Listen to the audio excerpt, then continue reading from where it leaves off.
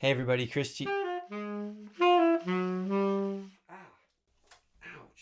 Hey everybody, Chris G. Hey yo, music physio guy. Yo, dude, what's up? Should I keep playing through this pain? Glad you asked. Today, we're going to be breaking down when it's okay to play through discomfort or when it's time to pack up before you go too far. A few weeks ago, I posted a video about how to prevent injuries and what the most common injuries are for musicians by instrument. Studies show that 75% of musicians deal with some form of injury throughout their career. Most of us ignore it. Guilty. The problem with that is things start small, but quickly can compound and then leave us unable to play our instruments for months on end, or dealing with an injury that we should have fixed before it got too bad. Today we're going to go over the difference between good and bad pain, as well as an easy to remember checklist on if you are dealing with some discomfort, whether you should keep practicing or playing through it, or whether you should stop. So let's start with good versus bad pain. Kind of funny to think there's something called good pain. I talked about this with my clients and patients all the time. There is a difference between good and bad pain. If you exercise and you're going really hard one day,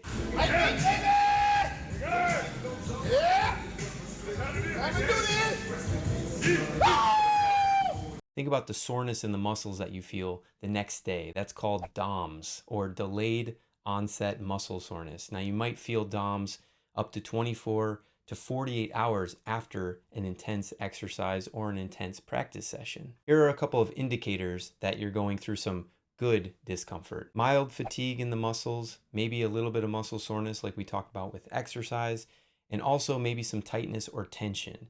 And that tightness or tension is easily relieved from maybe some active stretches that you can do. All right, stick with me here.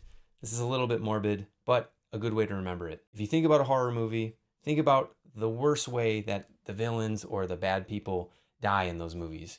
It might be getting shot, so shooting pain. It might be getting stabbed, stabbing pain, burning, okay? Those are bad types of pain. Anything that sounds bad is probably not something you should be playing through. Burning, shooting, stinging, tingling. You don't want to be playing through that stuff. You want to get it looked at, or at least, at the very least, get some advice and see what's going on. Some other signs to think about when to stop practicing: if you're having limited range of motion, if you're getting numbness and tingling, if there's swelling, if you're having pain at night when you're not doing anything. Remember, when we're sleeping, that's when we're healing the most. So if you're getting pain that's keeping you up at night, that's not good. And you want to get that looked at, or you want to at least talk to someone. Again, talk to someone for advice. Check out my calendar below if you would like to get on a call. I'm happy to help and answer some questions for you. As I promised, an easy to remember checklist on if you're feeling discomfort when you're practicing. Think of the word stop. S-T-O-P. S. Stop playing your instrument. Assess the situation. Ask yourself, is this good or bad pain? We just went over good and bad pain, so now you know those. Is it good or is it bad? The T is take note. So take note of when and where you're feeling the discomfort. It's definitely in my thumb, and it happens after I've been practicing for a while. O, observe. Observe what's going on for a few minutes. Take a break. See what it's feeling like. Is it getting worse? Is it getting better? It kind of goes away after a bit. The final letter of the checklist, stop, is P. Plan. Plan your next steps. Do you need to seek advice? Do you need to make an appointment to see a physio or a doctor? That's your plan, all right? It has been going on a while.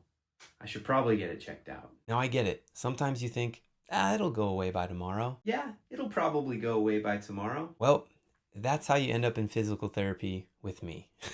All joking aside, I don't want to see you get to the point where you absolutely need physical therapy, and that's why I'm making this video, specifically for the person that's ignoring what's going on with their body and pushing through it day after day after day. So after the stop checklist, ask yourself, should I play through this? If it's good discomfort, maybe ask yourself, how long have I been practicing for? Has it been 2 hours? Yeah, maybe take a break. Maybe let your brain absorb some of the great stuff you've been going over and the repertoire you've been going over, so you're actually learning it and it's sinking in. If you literally just picked up your horn 5 minutes ago, you have pain right away, and it's bad pain, you probably should do something for your body versus practice music, which is going to make your body worse and eventually not allow you to play at all. Also, after that stop checklist, think about what your posture is doing. If you've been practicing for a while, are you getting lazy?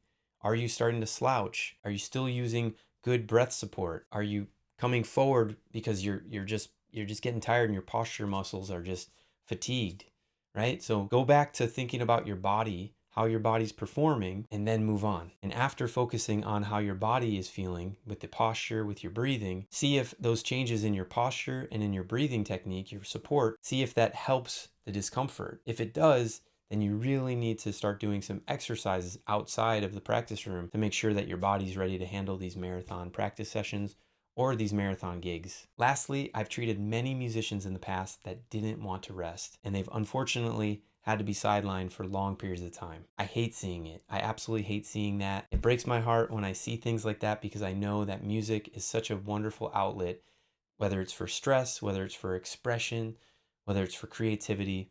We need music in our lives. So if I can help you keep playing, then I've reached my goal today. There are other ways to continue to improve musically.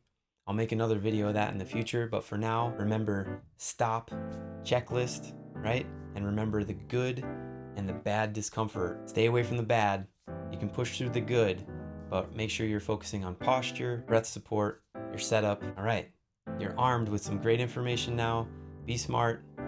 As always positive, always progressing. Later.